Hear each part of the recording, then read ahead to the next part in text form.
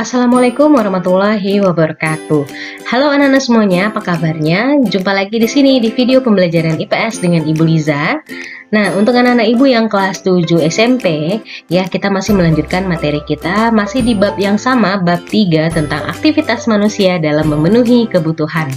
Nah, minggu lalu kita sudah membahas tentang permintaan, penawaran, harga, dan pasar. Nah, kali ini kita akan melanjutkan materi kita untuk bab 3 aktivitas manusia dalam memenuhi kebutuhan. Adapun tujuan pembelajaran kita pada pertemuan kali ini adalah setelah kegiatan pembelajaran dilaksanakan, peserta didik diharapkan dapat menjelaskan peran IPTEK dalam kegiatan ekonomi. Nah, kita sekarang sudah masuk di peta konsepnya, yaitu peranan IPTEK ya anak-anak semuanya ya. Yang ini sudah kita pelajari untuk minggu-minggu yang lalu ya. Anak-anak yang belum menonton video minggu lalu silahkan ditonton, oke? Baik, kita langsung saja. Sekarang kita sudah masuk ke subbab yang D ya, peran IPTEK dalam kegiatan ekonomi. Di sini kita akan membahas tentang IPTEK dan peranannya dalam menunjang kegiatan ekonomi. Ya, siapa yang masih ingat kegiatan ekonomi itu ada produksi, distribusi, dan konsumsi. Nah, bagaimana nanti peranan IPTEK ini dalam ketiga kegiatan ekonomi ini? Baik, kita masuk yang D, peran IPTEK dalam kegiatan ekonomi. Nah, anak-anak bisa lihat di gambar ya, itu adalah IPTEK ya, ilmu pengetahuan dan teknologi yang sampai saat ini kita sudah bisa rasakan ya, sudah bisa kita manfaatkan. Jadi perkembangan ilmu pengetahuan dan teknologi itu muncul sebagai akibat berkembangnya kegiatan manusia untuk memenuhi kebutuhan, di mana semakin bertambahnya kebutuhan manusia menuntut ketersediaan alat pemenuhan kebutuhan yang semakin cepat dan tentunya harus bervariasi. Nah, kita masuk yang pertama, ilmu pengetahuan dan teknologi atau kita singkat dengan IPTEK ya. Ilmu pengetahuan dan teknologi dapat diartikan adalah suatu ilmu yang berorientasi pada pemenuhan kebutuhan manusia. Perkembangan IPTEK saat ini membawa manfaat yang luar biasa bagi kemajuan peradaban umat manusia.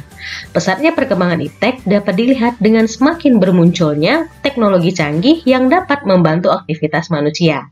Ya, sekarang sudah banyak ya kan anak-anak semuanya robot yang bisa bantu pekerjaan mama di rumah ya, cuci piring kah, atau misalnya menyapu dan lain sebagainya. Nah, itu adalah merupakan hasil dari perkembangan IPTEK ya, teknologi canggih yang bisa membantu kegiatan kita. Perkembangan IPTEK dapat memfasilitasi kegiatan usaha semakin lancar sehingga dapat menimbulkan kesejahteraan bagi masyarakat. Berkembangnya IPTEK memberikan dampak positif dan dampak negatif. Adapun dampak negatif dari perkembangan IPTEK, yang pertama, dapat terpenuhi kebutuhan manusia, artinya bisa mengurangi permasalahan ekonomi yang dihadapi. Jadi kita terbantu dalam pemenuhan kebutuhan kita. Lalu yang kedua, dapat membuat segala sesuatu lebih cepat dan mudah. Ya, anak-anak misalnya ketika industri yang membuat kue misalnya ataupun industri yang lainnya, ketika dia menggunakan teknologi maka dia akan memproduksi kue itu dalam waktu yang cepat dan dalam jumlah yang banyak dibandingkan dia membuat kue itu tanpa ada teknologi, semuanya serba manual ya, tentu akan membutuhkan waktu yang lama dan hasilnya juga pasti tidak sebanyak ketika dia menggunakan teknologi. Lalu yang ketiga, dapat mempermudah untuk memperluas informasi, dan yang terakhir menambah wawasan pengetahuan ya. Oke, adapun dampak negatif dari perkembangan IPTEK, pertama, mempengaruhi pola pikir masyarakat yang negatif jika informasi yang diperoleh melalui internet berisi tentang segala hal bersifat negatif. Jadi pola pikir masyarakat itu akan ikut apa yang dia baca di media ya. Kalau misalnya dia membaca berita tentang sesuatu hal yang negatif atau berita bohong, maka itu akan mempengaruhi pola pikirnya. Lalu yang kedua, dapat menyebabkan polusi. Semakin banyak masyarakat menggunakan hasil perkembangan IPTEK, misalnya kendaraan bermotor, maka pencemaran juga semakin bertambah. Ya, polusi udara juga pasti akan lebih meningkat. Lalu yang ketiga, dapat membuat orang semakin malas. Nah, sebagai contoh nih, siswa setiap saat hanya memegang HP dan melupakan kewajibannya sebagai siswa untuk belajar. Oke, ayo anak-anak semuanya jangan sampai malas ya.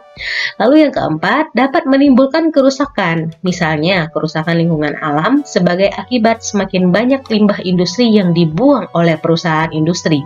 Bahkan mungkin bisa jadi suatu saat lahan tersebut dijadikan tempat untuk berdirinya mall. Oke, nah kita masuk yang kedua, peran iptek dalam menunjang kegiatan ekonomi. Nah, iptek ini adalah sebagai sarana manusia mencapai kesejahteraan. Kenapa? Karena dengan iptek manusia mampu membantu pemenuhan kebutuhan manusia. Ya, sebagai contoh, saat kalian membutuhkan makanan dengan bantuan HP ya, bisa pesan makan yang bisa diantar langsung ke rumah tempat tinggal kita.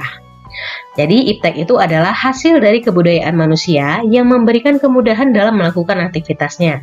Iptek dapat kita rasakan saat ini memberikan kemudahan dan kenyamanan bagi kehidupan manusia.